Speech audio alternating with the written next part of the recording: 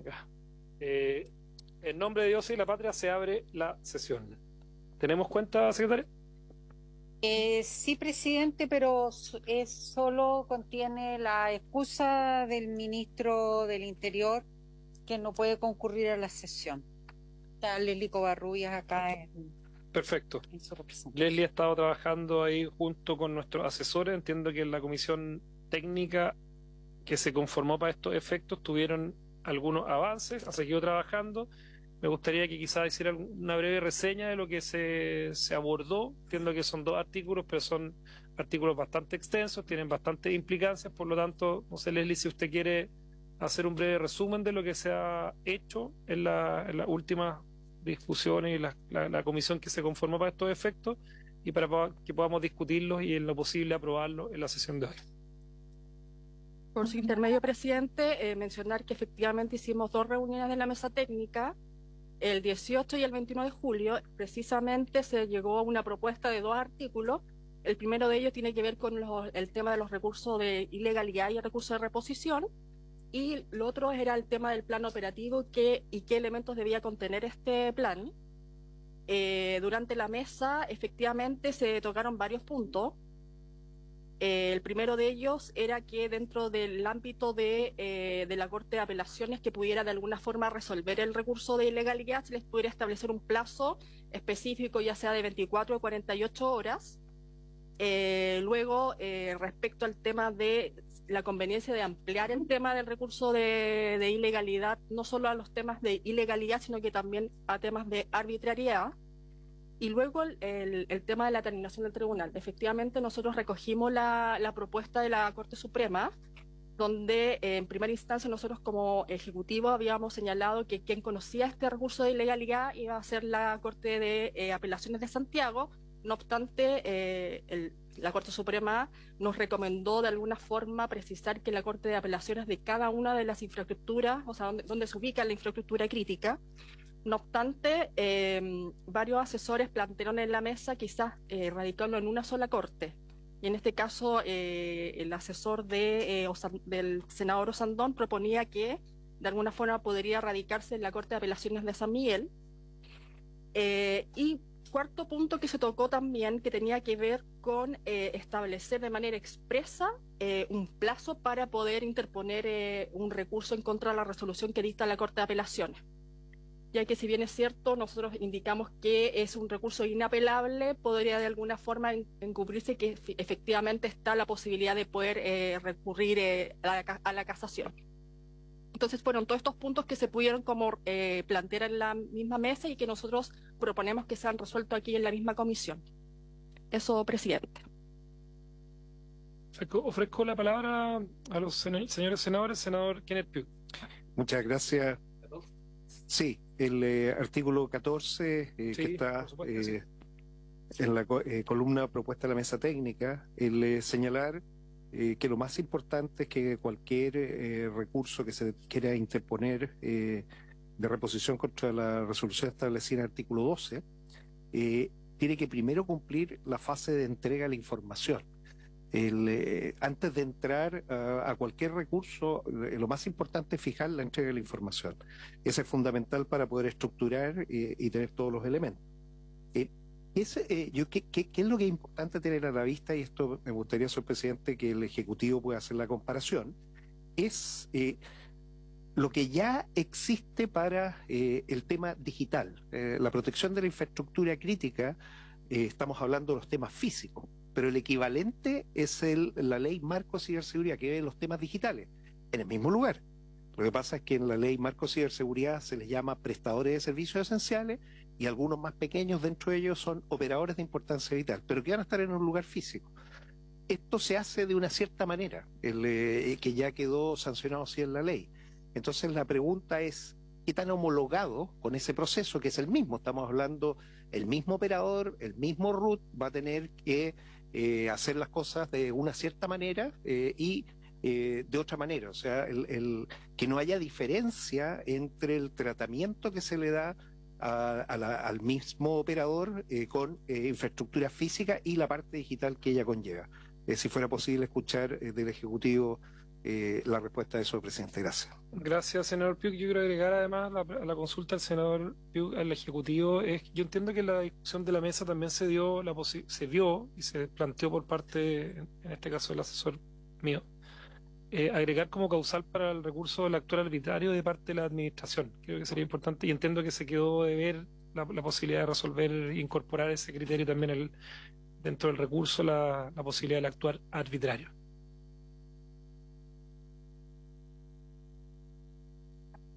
Por su intermedio, presidente, respecto a la consulta que manifiesta el senador Piu, efectivamente fuimos como de alguna forma mirando también la ley de ciberseguridad y que de alguna forma los mismos requisitos que se establecían para este marco también pudieran como reflejarse en este proyecto. Sin embargo, nos falta todavía como llegar a un articulado que de alguna forma sea como lo que se estableció para la ley de seguridad privada, que en ese sentido que también se entenderán las obligaciones respecto también a la ley de ciberseguridad.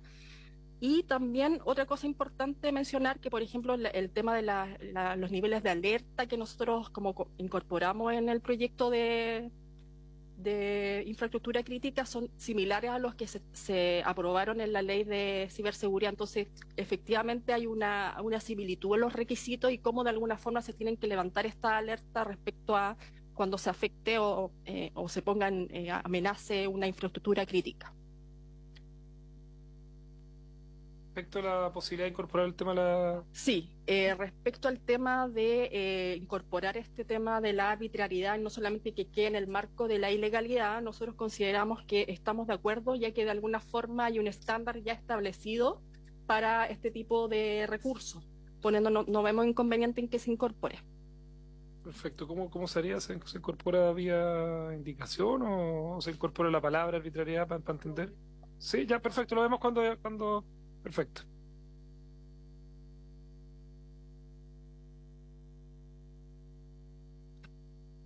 Muy bien.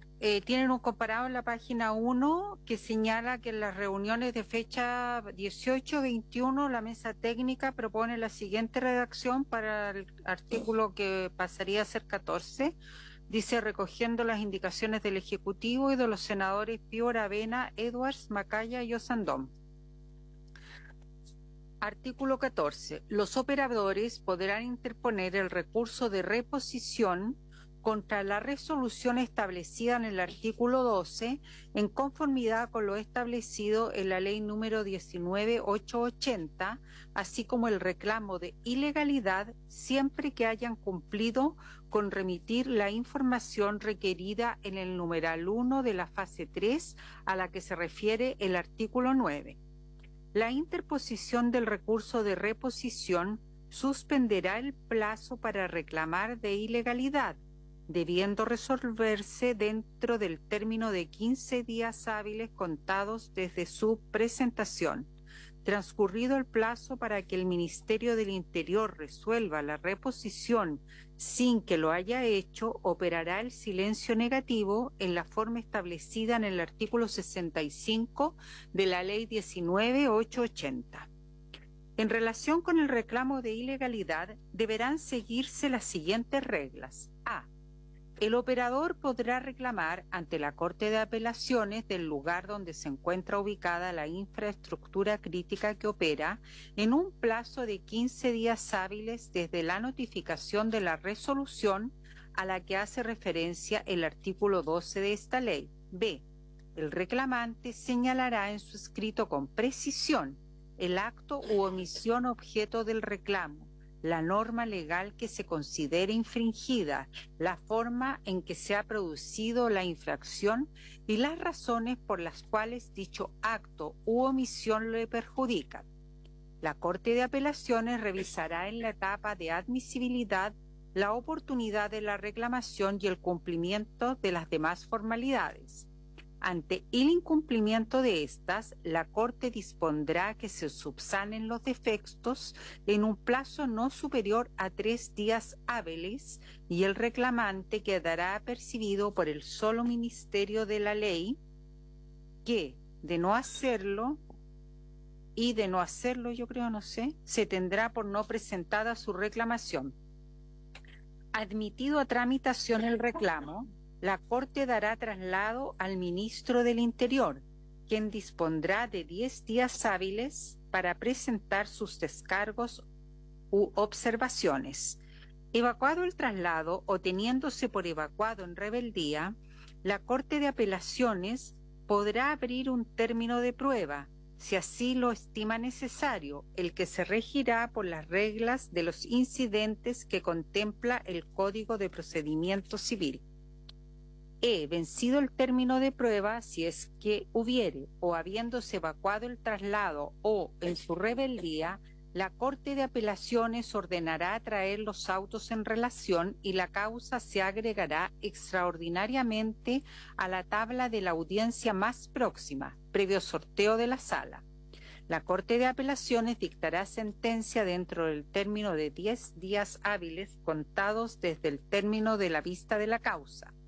Si se da lugar al reclamo, la Corte ordenará, cuando sea procedente, la rectificación del acto impugnado y la dictación de la respectiva resolución, junto con ordenar la continuación de la tramitación del procedimiento administrativo con el fin de que se dicte la resolución que contenga el Catálogo Nacional de Infraestructura Crítica. En contra de esta sentencia no procederá el recurso de apelación. Los procesos que se generen con motivo de las reclamaciones a que se refieren los incisos precedentes tendrán carácter de secreto y permanecerán bajo estricta custodia, pudiendo ser conocido por las partes y a quienes lo representen judicialmente. Aquí hay una nota que dice que cabe señalar que en el marco de la mesa técnica se plantearon los siguientes puntos, los cuales se proponen que sean resueltos por los señores senadores en la respectiva sesión. 1. Establecimiento de un plazo para resolver. Se propuso incorporar un plazo determinado para que la Corte de Apelaciones se pronuncie sobre el reclamo, atendida la necesidad de celeridad que impone la materia tratada. En ese sentido, se sugirió establecer un plazo de 24 a 48 horas, considerando especialmente la naturaleza del proyecto de ley vinculado a la seguridad nacional. 2. Ampliación del objeto del reclamo.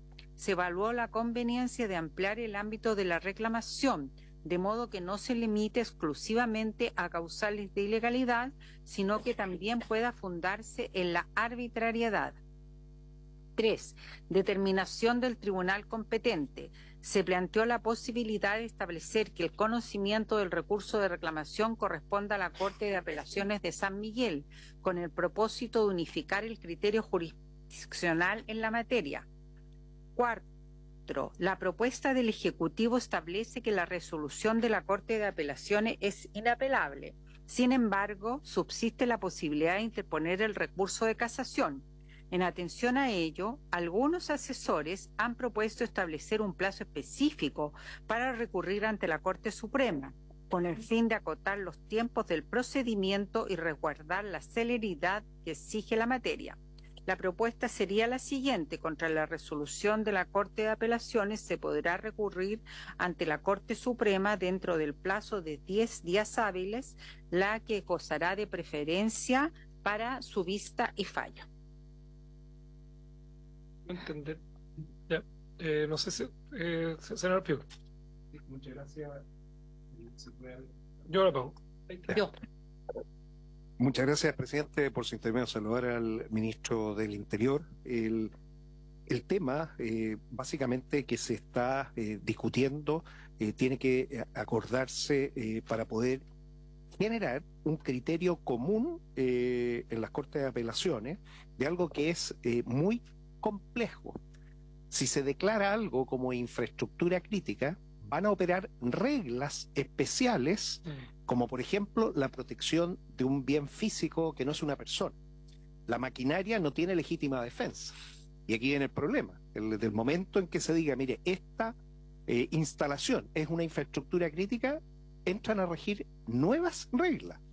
¿Y qué significa esto? Que no podemos el lograr que 16 cortes de apelaciones tengan el mismo criterio. Sí. O sea, esto es muy complejo. La reforma constitucional que le da una nueva facultad al presidente, que se tiene que identificar con este mecanismo qué es lo que es infraestructura crítica, después entran a regir dentro reglas especiales para poder hacer esa protección.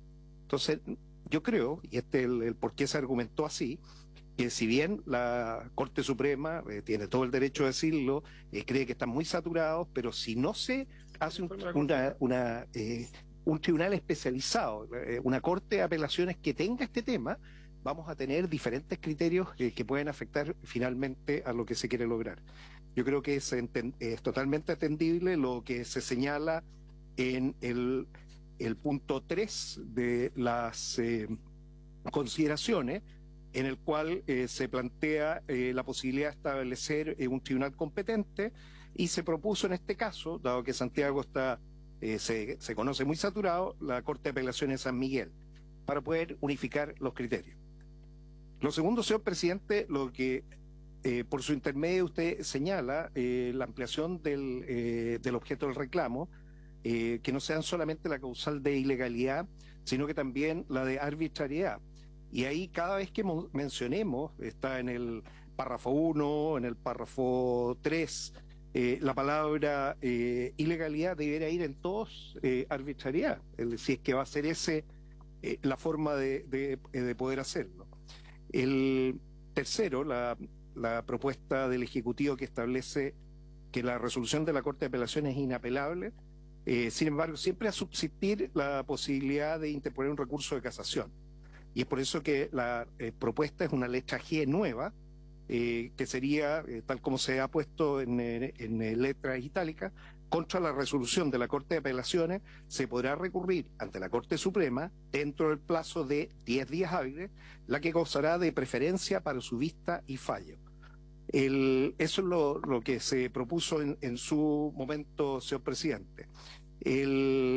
General, los plazos se pueden discutir, especialmente los plazos que va a tener la Corte de Apelaciones, que se está pidiendo específicamente que sea un tribunal competente, y por eso partí pidiendo un tribunal competente para poder resolver este tema que es muy complejo.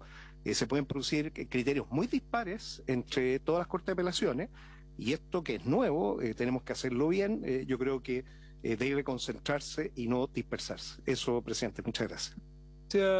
Gracias, senador Piuk. Aprovecho de darle la bienvenida, no lo había hecho recientemente, al ministro del Interior, don Álvaro Elizalde. Yo creo que es importante, a propósito del planteamiento que se hace, entiendo que tuvo discusión en la comisión, que en el mes de septiembre del 2023 la Corte Suprema evacúa el informe que obligatoriamente en toda la legislación que tenga incidencia en temas de carácter procedimental, que inciden en la aplicación del derecho en los tribunales de justicia, la Corte evacúa un informe. Y este informe, respecto de la competencia, sí se ciña a lo que son las reglas generales de la competencia en materia de las jurisdicciones. O sea, si un hecho ocurre en Punta Arenas, evidentemente, y con el conocimiento que puedan tener los ministros de la Corte de Apelaciones de Punta Arenas más cercano a ese hecho y al conocimiento de esa infraestructura crítica, yo asumo que salirse de las normas de competencias generales tendría que tener una cuestión muy excepcional.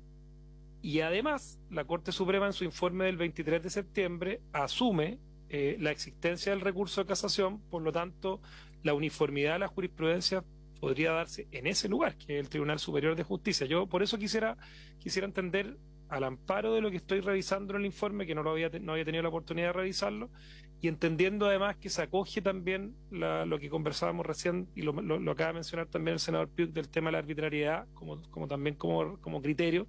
Entender cuál es la posición del Ejecutivo de esta posibilidad de cambio de normas de competencia, que además vienen con un informe bastante claro respecto a esta materia, y que entiendo que en el ordenamiento jurídico chileno no hay muchas excepciones. Si no me equivoco, no recuerdo qué excepción podría haber donde una sola Corte, acá se habla de la Corte de San Miguel, entiendo que se discutió también la posibilidad, pudiese tener competencia en ámbitos que puedan ocurrir desde Arica a Punta Arenas en nuestro país. Leslie o ministro, no sé si... Por su tema, presidente, yo entiendo lo que plantea el senador Piu, pero el Ejecutivo no es partidario de que se establezca una norma de competencia distinta a la que existe actualmente. Pero sí que nos hagamos cargo de las aprehensiones que plantea el senador Piu y busquemos un mecanismo para resolverlas. Erradicar una Corte de Apelaciones en particular tiene el problema que efectivamente el principio básico que existe en nuestro ordenamiento jurídico es que cada corte de apelaciones tiene un ámbito de competencia en el territorio jurisdiccional respectivo y además conocen la realidad de su territorio, porque aquí no solo estamos hablando de consideraciones jurídicas o criterios jurídicos, sino que también eso dice relación con casos concretos que tienen que ver con la situación que se vive precisamente dentro de su territorio. Y por tanto, somos más bien partidarios, en la línea de lo que planteó el presidente, que se mantenga la norma de competencia general y que cada Corte de Apelación lo resuelva. De hecho, así por lo demás lo propuso la propia Corte Suprema en su informe. Pero para unificar jurisprudencia, por decirlo de una manera, para que haya criterios comunes, bueno, finalmente ese rol no le corresponde a una Corte de Apelaciones, le corresponde al Tribunal Superior de Justicia en Chile, que es la Corte Suprema, y por tanto, estableciendo un mecanismo a través del cual se pueda recurrir, que puede ser la casación como regla general o uno especial, podríamos discutir el tema del especial, obviamente, y con eso garantizamos que siempre se pueda llegar finalmente a la Suprema es la que puede finalmente establecer un criterio común.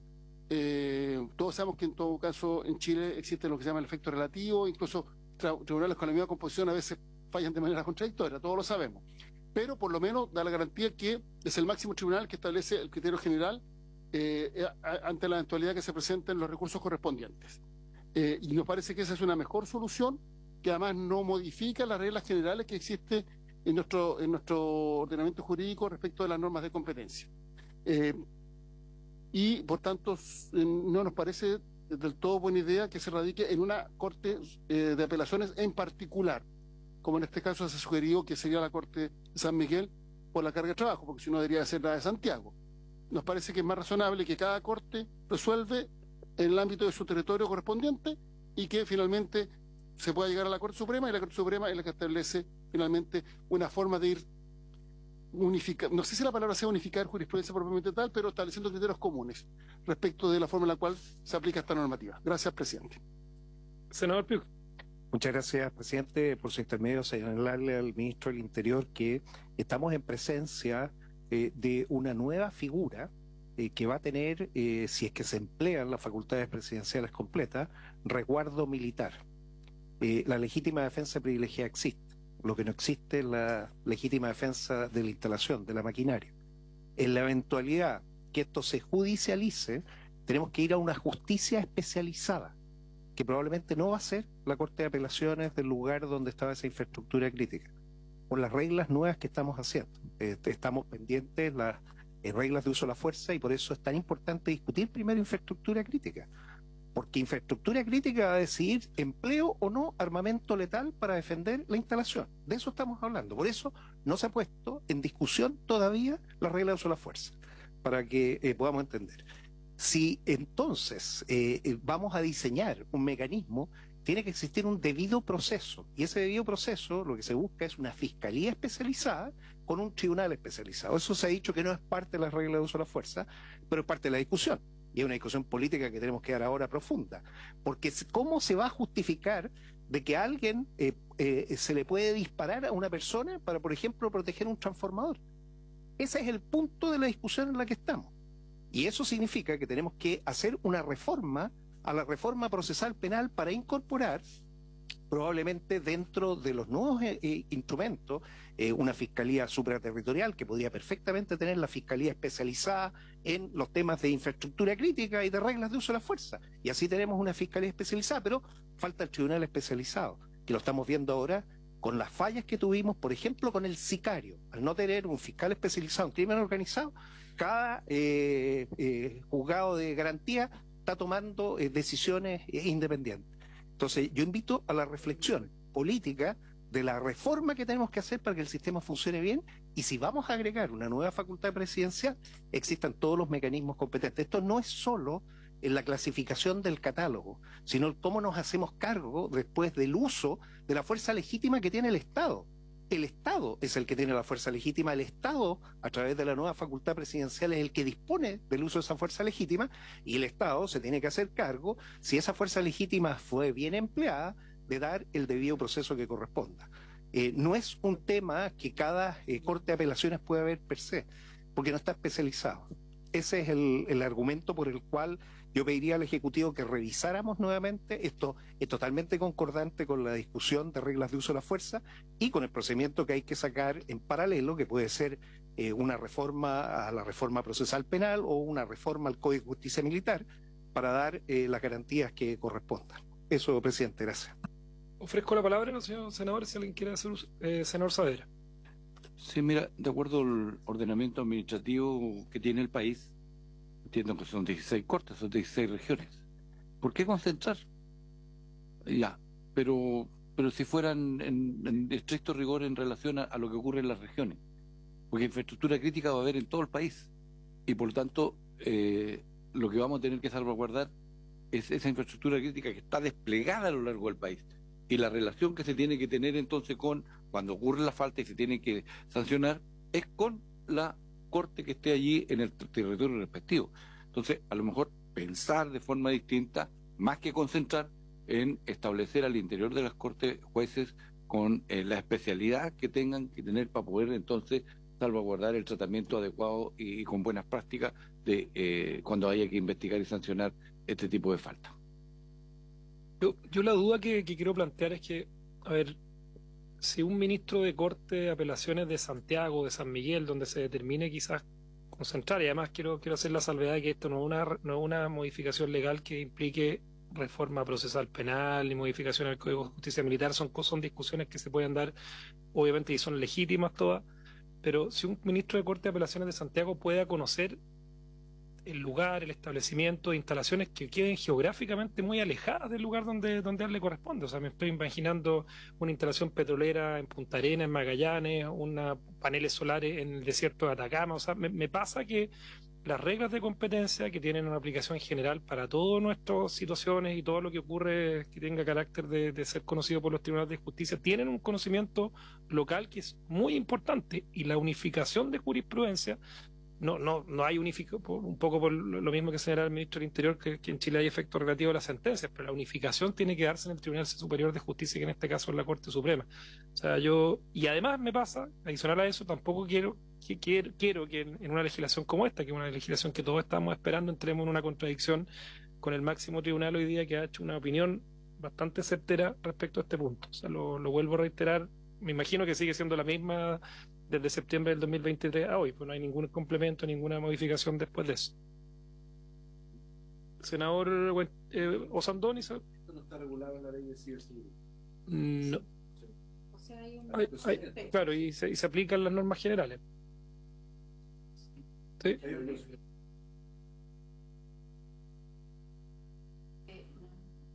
Exactamente, yo creo copiado, ¿no? Porque las infraestructuras son físicas, se instalan en un lugar determinado. ¿Cuál es la situación a la que se hace alusión en la ley de seguridad? Leslie, si quiere usted puede ayudarnos a... Sí, el artículo 46 de la Ley Marco de Ciberseguridad establece que es la Corte de Apelaciones de Santiago. Pero es una situación distinta. Lo que pasa es que hay una diferencia bien importante entre el conocimiento local de una infraestructura física que se protege. Yo creo que usted lo ha hecho bastante patente, senador Pío. O sea, el conocimiento de una infraestructura en Magallanes por un ministro de la Corte de Apelaciones de Santiago, en Atacama, es bien diferente a una cuestión digital, que es un concepto, es algo que es mucho más evidente, que se puede centralizar y tener un conocimiento más específico. Y falta la parte que me imagino que es la Corte Suprema la que finalmente unifica. Si es posible leer completo. Ya, lo voy a leer completo, ya. Ya dice: el procedimiento de reclamación judicial, las personas que estimen que un acto administrativo que paraliza el procedimiento o una resolución final o de término emanado de la agencia será ilegal y le cause perjuicio, podrá deducir el reclamo de ilegalidad ante la Corte de Apelaciones de Santiago o la del lugar donde se encuentre domiciliado el reclamante, a elección de este último. El reclamo deberá interponerse entre el plazo de 15 días. Sí, en este caso se puede reclamar ante la Corte de Apelaciones de Santiago o la Corte de Apelaciones del domicilio del reclamante, y el reclamante decide dónde. Entonces no es que quede radicado solo y exclusivamente en la Corte de Apelaciones de Santiago. En segundo lugar, las Cortes de Apelaciones, su ámbito de competencia es de carácter territorial, tiene que ir además con resoluciones que regla general adoptan tribunales que están en el territorio respectivo, pero es raro que una Corte de Apelaciones se tome como criterio para unificar jurisprudencia respecto de todo el país. Entonces, que es distinto a lo del Tribunal Especial. Entonces, por eso nosotros creemos que deben aplicarse las reglas generales y que finalmente es la Corte Suprema la que deberá establecer el criterio. Y lo último, que la infraestructura crítica tiene un componente físico, y el componente físico está en el territorio, y quien conoce ese componente físico es quien está precisamente en ese territorio. Como lo decía el presidente, una infraestructura crítica en Magallanes o en Arica, probablemente la Corte de Apelaciones de San Miguel no va a tener idea de lo que se está hablando, y por tanto no necesariamente va a tener mejores antecedentes para decir de buena forma respecto al caso particular.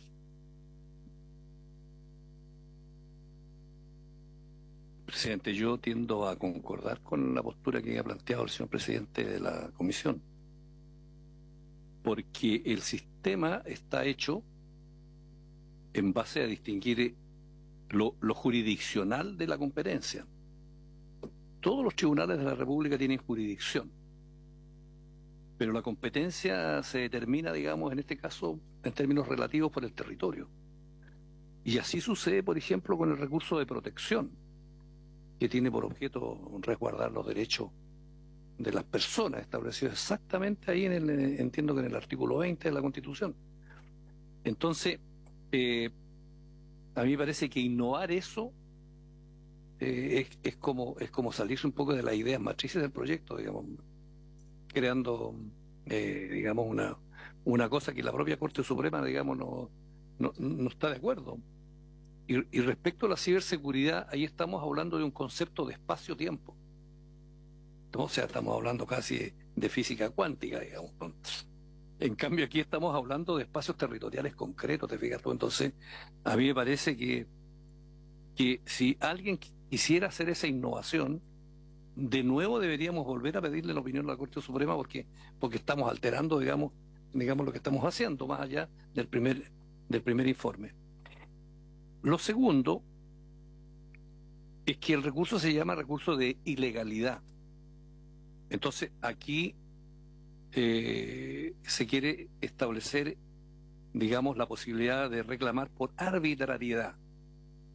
Entonces, la ilegalidad supone la infracción de un precepto legal por parte de la autoridad que toma la decisión.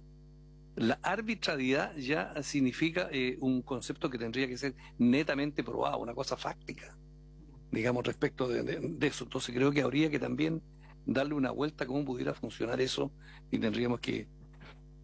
Y en tercer lugar, respecto del recurso de casación, no sé de qué se está hablando, porque ¿es recurso de casación en el fondo o es recurso de casación en la forma? Es que aquí no dice nada, digamos, dice solamente habla de casación. Y yo les recuerdo que, por ejemplo, el recurso de protección, que es muy recurrido en todo Chile, en todas las Cortes de Apelaciones, tiene un recurso de apelación ante la Corte Suprema. Entonces, si vamos a recurrir de casación a la Suprema, porque derechamente no establecemos un recurso de apelación, igual como lo hace el recurso de protección, digamos que es mucho más limpio y más expedito, digamos, te fijas tú, que estar hablando, porque yo creo que hablar de recurso de casación en el fondo son problemas mayores, digamos. Entonces yo creo que habría que dar una vuelta a eso. El recurso de apelación simplifica más la tramitación. Senador Kenneth Pugh. Sí, presidente. Muchas gracias. Solamente recordar, cerca de un 44% de la población en Chile está en Santiago, el 72% de los recursos, entre ellos el IVA, los radiólogos, y el 100% de las decisiones se toman en Santiago. ¿Por qué digo esto, señor presidente? Porque probablemente gran parte de todas estas infraestructuras críticas que estamos señalando van a tener domicilio en Santiago. Este es un tema no menor. O sea, ¿cuál es sobre qué RUT se aplica? ¿Quién es la persona que va a tener que ejercer las acciones? Solo para tenerlo en cuenta. O sea, lo que buscamos es que ojalá haya la mayor homogeneidad, se tomen todo esto antecedentes. Yo creo que eso motivó a que inicialmente el Ejecutivo haya puesto la Corte de Apelaciones de Santiago. O sea, no es que se nos haya ocurrido a nosotros, esto venía en la parte original. Pero habiendo dicho lo anterior, puede que aunque pongamos lo que estamos diciendo, en la práctica terminan todos en Santiago, solo para tenerlo en cuenta. O sea, lo que la Corte Suprema nos está diciendo va a ocurrir igual, es para que se tenga presente. Y por eso, y dado el argumento Sí. que se plantea acá recién, de que tener que pedirle otro informe a la Corte Suprema, además hay un tema de admisibilidad, porque estas son cuestiones que involucran organización de los tribunales y son de iniciativa exclusiva, yo trataría de simplificarlo. El senador Sandón. Lo que pasa es que a mí me extraña que el mensaje era distinto. ¿Por qué lo están cambiando? Porque en el fondo hay un procedimiento que sin el mensaje lo tenían. Sí, entonces ¿por qué lo cambian? Efectivamente, el mensaje establecía que fuera la Corte de Apelaciones de Santiago la competente para conocer el tema del reclamo. No obstante, nosotros cogiendo la sugerencia de la Corte Suprema, que nos hace la propuesta de que finalmente sea la Corte de Apelaciones donde se encuentre ubicada la infraestructura crítica. Entonces nosotros acogemos eso y lo incorporamos dentro de la propuesta de indicación. Esa es la idea, pues si no, esa es la idea, que tengamos discusión también. Yo quiero hacerme cargo un poco del tema antes de ofrecer la palabra al senador Piu, del tema que plantea el senador Buenchumilla respecto a la arbitrariedad. A nosotros, y lo acabo de conversar con mi asesor, basta con que quede incorporado en la historia, que se consigne de esa manera, porque entiendo que la jurisprudencia de los tribunales de justicia también lo incorpora como criterio a la hora de sus fallos. Así que, pero quedar bien consignado y en el informe que esto fue parte también de la discusión en la comisión. Senador Kenneth Piu. Muchas gracias, presidente. Sí, sigo con la misma idea, la letra A de los reclamos de ilegalidad. ¿Qué pasa si la infraestructura crítica, esta es la pregunta para el Ejecutivo, está en dos regiones? Justo está en el límite de las dos regiones. ¿Cuál Corte de Apelaciones va a tener competencia? Eso, presidente, gracias. Hay reglas de competencia ahí. Leslie, no sé si quiere... Ahí, claro, efectivamente cualquiera de las dos Cortes de Apelaciones sería competente para conocer. Ese es el que decide, porque él es el que presenta el reclamo. El reclamante. Recuerde, senador, que él es el que presenta el reclamo, por lo tanto, él es el que decide.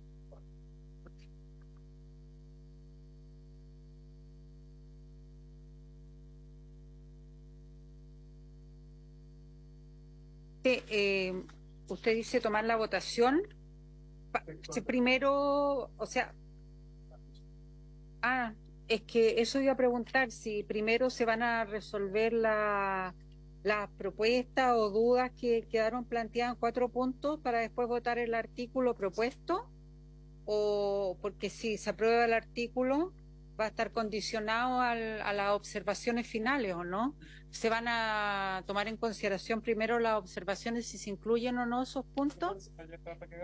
¿Cuáles son las observaciones? El establecimiento de un plazo para resolver a la Corte de Apelaciones, de 24 a 48 horas.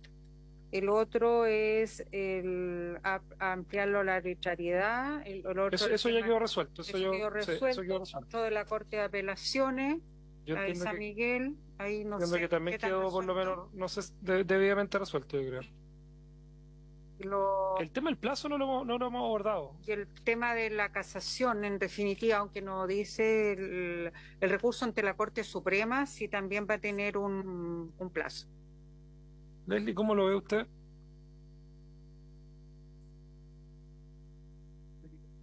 Yo lo pago. Ahí está.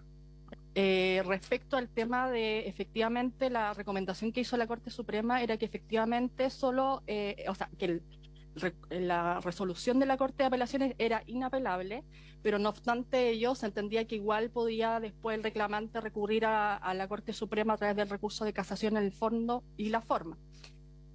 Claro, y en ese sentido nosotros como mesa propusimos una redacción que fuera como hacerse cargo realmente de esta como recurso encubierto, porque efectivamente después puede el reclamante interponer este recurso de casación. Entonces la propuesta que nosotros sugerimos es establecer un plazo de 10 días hábiles para que pueda interponerse el recurso ante la Corte Suprema, como para hacernos cargo finalmente de lo que ocurre actualmente. Senador Buenchumilla. Sí, pero yo creo que si solamente se refiere al recurso de casación, eso se debe referir al recurso de casación en la forma, porque eso supone que hay infracción del procedimiento, que es lo que se trata de corregir. Pero no puede suponerse que sea un recurso de casación en el fondo, porque tú entras ahí al mérito sustantivo, digamos, de la resolución. En cambio, el recurso de casación en la forma solamente es un recurso procedimental. La Suprema, senador Buentumilla, lo entiende en ambos recursos. Y qué En ambos- generosa la Corte Sí, Suprema, güey. sí, sí, creo que le da un poquito más de amplitud y me parece que es más. Sí. Ellos lo entendieron de esa manera también. Sí, sí. Senador Piu. Presidente, sí, bueno, que más que casación, porque va a ser como una apelación rápida que ojalá sea vista en la cuenta, o sea, ejecutiva, sin derechos a alegato, porque si no se va a generar un problema. Si pudiéramos agregar eso, sería ideal. No lo tiene, si lo pudiéramos agregar. Si ahí en la propuesta dice la que gozará de preferencia para su vista y fallo.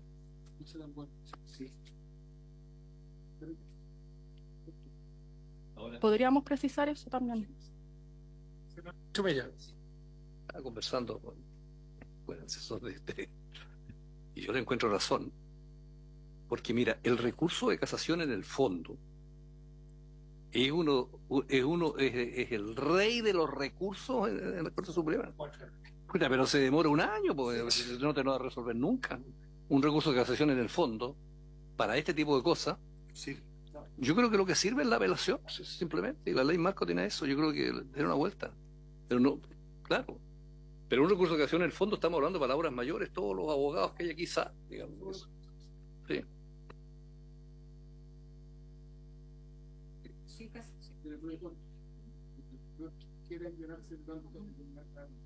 Pero una recurso de casación en el fondo no lo resuelve nunca, pues. Pero los recursos de protección trabajan bien con la apelación. La experiencia que hay. ¿Por qué no lo ven en la mesa de... Y mi pregunta adicional a lo que se plantea es que si le hacemos además cualquier modificación, yo asumo que tenemos que preguntarle a la Corte, porque es parte también sí, o sea, es parte de lo que vamos a tener que revisar y puede terminar. Yo sé que es fundamental que los operadores tengan una facultad, o sea, que pueden haber cosas que sean arbitrarias o sin. ¿Cómo lo resolvemos? Sí. Sí, esa es la manera en que se resuelve. Si fuera así, debería decir, contra la resolución de la Corte de Apelaciones se podrá recurrir de casación ante la Corte Suprema, dentro del plazo de 10 días hábiles, la que gozará de preferencia para su vista y fallo. Y eso es lo mismo que ocurre en ciberseguridad. Seguridad el plazo de 24-48 horas. Eso no carajo. Lo que pasa es que darle un plazo a. Claro, que este es un tema vinculado, como dice, la seguridad nacional. Sí. En la mesa este plazo de 24. Sí. En la mesa ese plazo fue iniciativa de asesores del Ejecutivo, de la oposición. Rápido. Yo lo dejaría con preferencia. Presidente, Sí. ¿usted autoriza que mi asesor dé la explicación que lo puede argumentar No, mejor pero que sigamos acá en la comisión. Presidente. Yo entiendo que, a ver, el temor es que esto se dilate, pero eso depende de si el recurso se tramita en ambos efectos o solo efecto devolutivo, es decir, se suspende la aplicación de lo recurrido. Si no lo suspende, la Corte se puede demorar, pero para todo efecto, la decisión que se tomó en materia de infraestructura crítica se implementa. Si es en ambos efectos, ahí es donde suspende su aplicación. Entonces, eso es relevante.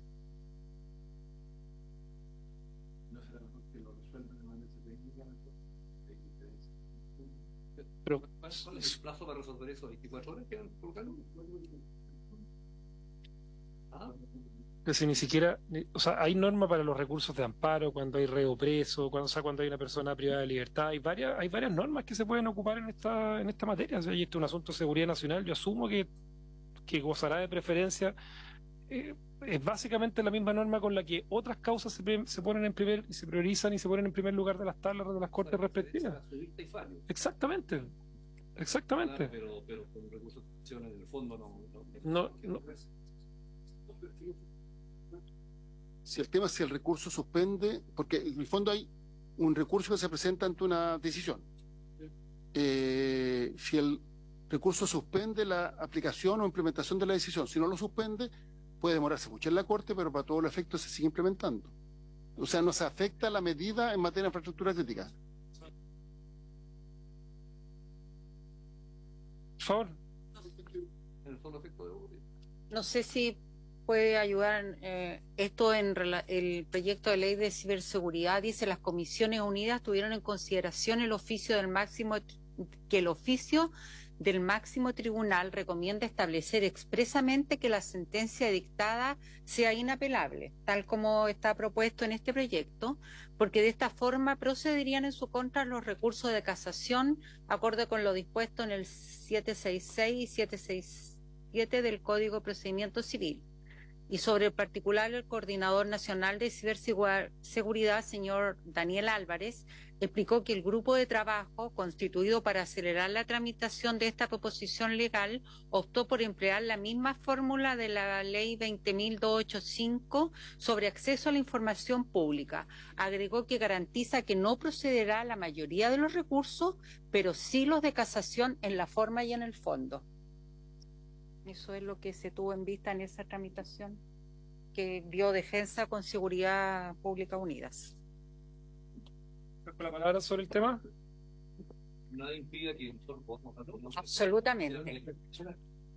¿Lo Sí, dejamos, sobre entonces? todo porque usted... No, yo veo... Me parece que echar un recurso que acciona en el fondo ahí. Es que yo creo que habría que ver cómo ha sido quizás la jurisprudencia, si ha habido casos. No hay recursos todavía en esa ley. No, No. sí. Pero el recurso de protección y el recurso de amparo por la vía de llegar al Suprema, que son bastante rápidos. ¿Qué El recurso de protección está a la orden de innovar, Claro. pero que la orden de innovar todo sigue normal. Claro. Lo importante es determinar si se suspende o no. Pero aquí te podríamos colocar que no que se otorga en el solo efecto de un. Sí, pues, sin suspender, y quizás esa es la solución, lo que plantea el senador Guanchumilla respecto acá, que hay una necesidad de proteger una infraestructura determinada y que si hay una resolución de primera instancia, bueno, no sé qué le parece a los señores senadores, si dejamos esto, sí. Lo que pasa, presidente, es que hay que conocer también la cultura de la Corte Suprema, que ellos colocan el recurso de casación, porque saben que simplemente lo más corto es decirle, mire, no reúne los requisitos y chao, digamos. Porque el recurso de casación es lo más difícil de interponer. Po. Exactamente. Sí, Bueno. eso. Trajemos una reacción alternativa.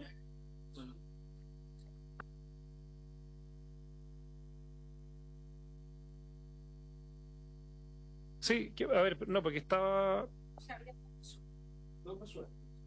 Queda el plazo de 24 a 48 horas y el recurso de casación. Ya, entonces dejémoslo para resolver esos aspectos. Bueno, ya hemos tenido la discusión, así que falta resolver eso y en función de eso la próxima sesión podemos aprobar. Sigamos, sí. En 6 está el plan acá operativo para la protección de infraestructura crítica, pero conforme a la denominación que habían acordado las Comisiones Unidas en el artículo 5. Esto lo hablamos con Lerby. El título del capítulo 4 debería ser Plan de Protección y Resiliencia de la Infraestructura Crítica. ¿Dónde está? En la página 6. La 6 del chiquitito este. El capítulo 4 se debería llamar así: Plan de Protección y Resiliencia de la Infraestructura Crítica, ya elaborado por el operador. Eso quedará para el articulado, porque si no, entiendo yo que queda muy largo hasta ahí nomás, ¿no es cierto? Sí. Entonces quedaría... ¿Plan operativo? No. Tal como está en el artículo 5 aprobado, porque el artículo 5 habla de que es el primero del título segundo, dice: los instrumentos de planificación y gestión para la protección de la infraestructura crítica son los siguientes. El Plan Nacional de Protección, que ya lo vimos, de la infraestructura. luego los planes regionales, que ya también está visto, luego el catálogo nacional, que también queda pendiente pero está listo, y ahora correspondería entonces, conforme al artículo 5º, el plan de protección y resiliencia de la infraestructura crítica elaborado por el operador de infraestructura crítica. En consecuencia había que cambiar el nombre del capítulo 4. Y aquí dice, cada operador de infraestructura crítica deberá elaborar un plan de protección y resiliencia para la protección de la infraestructura crítica. En adelante el plan de protección, ¿no? En adelante el plan de protección que defina y oriente las acciones y coordinaciones específicas que sean necesarias para la protección de la infraestructura crítica que opere. El plan deberá incluir al menos un capítulo destinado a la identificación de riesgos, amenazas y vulnerabilidades. 2. Medidas de prevención orientadas a disminuir el riesgo, las amenazas y vulnerabilidades, así como a disuadir potenciales ataques. 3. Medidas de respuesta oportuna frente a riesgos, amenazas y vulnerabilidades para reducir impactos, interrumpir ataques y mitigar sus consecuencias. 4. Sistema de registro que incluya alertas, el historial de ataques, las acciones realizadas y su monitoreo continuo. 5. Medidas de coordinación y comunicación en caso de ataque. 6. Medidas de continuidad operacional. 7. Un programa que contemple la realización periódica de revisiones, ejercicios, simulacros y análisis. 8. El plan de seguridad de conformidad a la ley número 21659 sobre seguridad privada. 9. Medidas destinadas a asegurar la coordinación y comunicación efectiva entre el personal del operador de infraestructura responsable de la vigilancia y protección y las fuerzas que se puedan desplegar a fin de evitar interferencias en sus respectivas funciones. El plan de protección deberá ser presentado al Ministerio del Interior dentro de un plazo de 120 días hábiles, contados a partir de la notificación indicada en el artículo 12 de la presente ley. En el mismo acto, se deberá proporcionar una dirección de correo electrónico para efectos de notificar todas las gestiones y comunicaciones relacionadas con el mencionado plan. Una vez recibido el plan de protección, el Ministerio del Interior solicitará a la Agencia Nacional de Inteligencia un informe técnico sobre el mismo.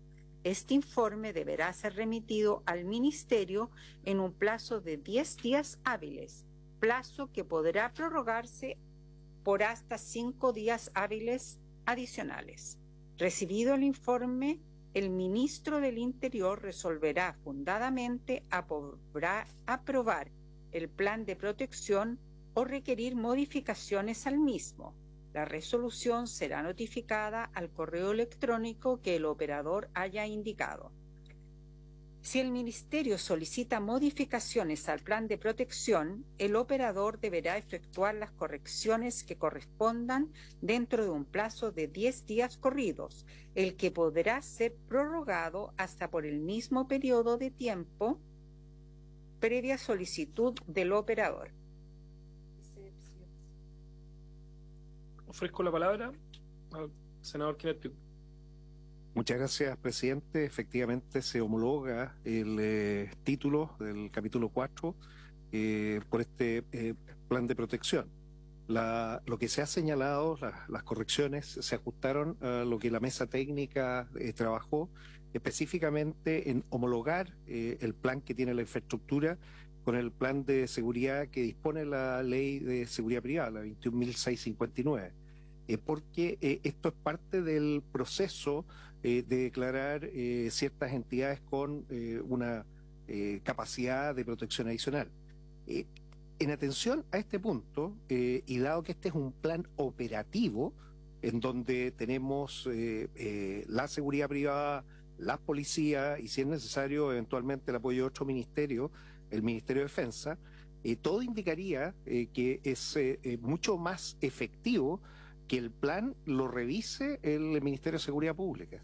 Le estamos dando una tarea gigantesca al Ministerio del Interior, no menor. Está bien, la ANI tiene el catálogo y sabe las dependencias e interdependencias, no hay ninguna discusión en eso, pero el operativizar el plan yo creo que es una competencia más del Ministerio de Seguridad. Y es un tema que ya lo hemos expuesto en ocasiones anteriores, el entender que cierta responsabilidad de la infraestructura crítica, lo físico, lo tiene que llevar el Ministerio de Seguridad Pública. Si hacemos un paralelo, por su intermedio, señor presidente, el ministro del Interior, en su calidad de senador, visitó el CNPIC, el Centro Nacional de Protección de Infraestructuras Críticas, donde esa coordinación conjunta de las policías existe para precisamente ver y revisar ese órgano, los planes que tiene cada infraestructura crítica y verificar con el mismo control que tienen de la seguridad privada, o sea, conversaría mucho mejor.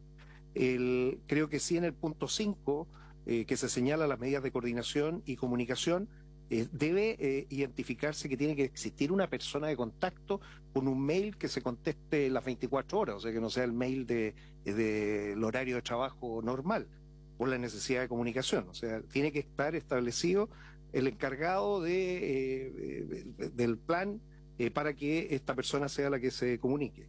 La medida 9 que se incorpora es muy importante porque es la que evita las interferencias mutuas. Y esto se puede perfectamente comprobar en los ejercicios y simulacros que se señala en el numeral 7, si es que se aprueba además el proyecto de ley para designar a noviembre mes de infraestructuras críticas. Es un proyecto de ley que está esperando el segundo trámite en la Cámara de Diputados, y así se podrían, antes que termine el año, comprobar varias de las cosas que estamos diciendo. Estos 9 deberes específicos son comparables a los 8 deberes específicos que tienen los operadores de importancia vital de la Ley Marco de Ciberseguridad. O sea, hay una homologación completa, pero aquí se requiere la parte física, hacerlo presente. Entonces, creo que está muy bien. Faltaría solo agregar el designar esta persona en la Ley Marco de Ciberseguridad, el encargado de ciberseguridad, el CISO. Bueno, aquí tendrá que ser el encargado de la protección, definirle el nombre que quieran, pero tiene que estar disponible 24/7. No puede ser una comunicación que no se mantenga, porque después se habla de la comunicación por correo electrónico al operador, pero tiene que quedar establecido como un deber en el artículo 15, en los numerales respectivos, sugiriendo se modifique el numeral 5, presidente. Gracias.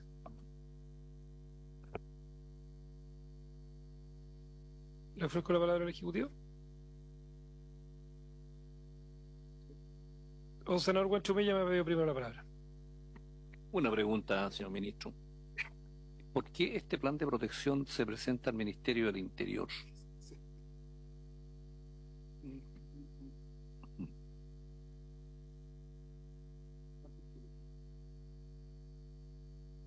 Sí, lo que pasa es que estamos hablando de las Fuerzas Armadas y hemos dicho que las Fuerzas Armadas dependen del Ministerio de Defensa, las Fuerzas de Seguridad dependen del Ministerio de Seguridad, las Fuerzas de Orden y Seguridad.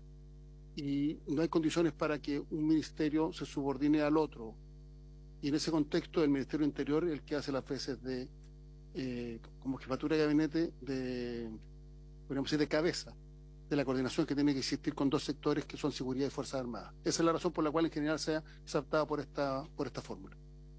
Independientemente de la creación del Ministerio de Seguridad, que sacó de Interior todos los temas de seguridad, no los de inteligencia. Los de inteligencia siguen radicados en Interior, precisamente porque el sistema de inteligencia incluso es más complejo, va a comprender un distinto subsistema, el de defensa, el de seguridad y el de seguridad económica. Podríamos decir que depende de Hacienda y la UAF. Y en ese contexto, entonces el Ministerio del Interior es el que coordina. Pero en el tema de inteligencia es más claro porque debe estar en el Interior. Aquí podríamos darle una vuelta, pero entendemos que participando las Fuerzas Armadas en este tipo de tareas generaría una complejidad, porque son 2 ministerios completamente separados, el de Defensa y Seguridad, y es distinto que exista una coordinación de parte de un ministerio que se entiende que es el que ejerce la jefatura de gabinete. No sé si me explico. Muchas gracias, presidente. Bueno, esto es parte también del ajuste sistémico a las macrozonas, que son las encargadas de dar protección. Esta reforma constitucional de la protección de infraestructura crítica de la mano del resguardo de fronteras. Son dos cosas distintas, pero finalmente están las Fuerzas Armadas involucradas. Actualmente todo se hace en base a una orgánica, no es la orgánica ideal de paz, dado que la nueva atribución presidencial le permite, sin un estado de excepción, desplegar Fuerzas Armadas. La cadena de mando tiene que estar funcionando 24/7 y ese es el nuevo Estado Mayor Conjunto que debe tener funciones de paz y tiene que tener esa capacidad para integrarse cuando se le requiera sin tener que generar interferencia. Estoy de acuerdo que como es una atribución especial del presidente por una alerta de un peligro grave o inminente, sea el Ministerio del Interior con la ANI, que esto es seguridad interior, tal como se da la alerta, bajarla, porque no es que se queden siempre en la condición de alerta con las Fuerzas Armadas, sea lo más breve, solo para contener y después si será necesario un estado de excepción, será el estado de excepción. Pero sí, la parte operativa de los planes, yo creo que se podría revisar, porque se están creando en las orgánicas nuevas del Ministerio de Seguridad Pública estos centros integrados de operaciones policiales. Y probablemente como parte de la integración policial se pueda ver el tema de los planes específicos, porque si no, al Ministerio le estamos entregando todo. Tiene que tener el control estratégico, pero aquí ya estamos entrando en un control operativo de planes que es mejor delegarlo, porque si no se va a generar un problema muy grande. Esa es la recomendación, presidente. Por intermedio, presidente, respecto a la primera pregunta que menciona el senador Piuk, y respecto a la designación del enlace, eso se encuentra regulado en el artículo 16. Por ende, ya no hicimos cargo de esa propuesta del senador. Sí, es que yo estaba escuchando dándole una vuelta, pero este plan, que ya no se llama operativo, sino que es de protección, ¿no es cierto? De la protección, sí, dice mucho relación con los riesgos, amenazas y vulnerabilidades. Y por lo tanto es como primo hermano de un sistema de inteligencia que lo que tiene por objeto es prevenir, digamos, la ocurrencia de los riesgos, la vulnerabilidad y la amenaza. Entonces, a mí me parece que bajo ese punto de vista no estamos hablando ni de orden público ni de defensa nacional, estamos hablando de un intangible, y que por lo tanto el Ministerio Político, con las facultades de los servicios de inteligencia, encaja bien en esto. Yo le estoy dando una vuelta que eso es en el fondo, ¿te fijas tú? De tomar una decisión política al más alto nivel respecto a un intangible, porque se trata de riesgos, sí, amenazas, vulnerabilidades. ¿Qué hacemos? ¿Dejamos entonces la reflexión adicional que nos va a dar una semana más? Ni siquiera una semana más, nos va a dar 2 semanas, así que... Podemos ver una fórmula porque podemos hacer que, de todas maneras, el informe técnico, algún rol tiene que tener seguridad, pero que la decisión final se tome en interior. Vamos a trabajar una propuesta. Nos quedamos entonces con los pendientes respecto al tema jurisdiccional, de competencia, nos quedamos con el tema pendiente del ministerio que va a estar a cargo, y ojalá avancemos porque tenemos 2 semanas hasta la próxima sesión, la próxima semana regional. Por lo tanto, aprovechemos de no solamente resolver esos aspectos.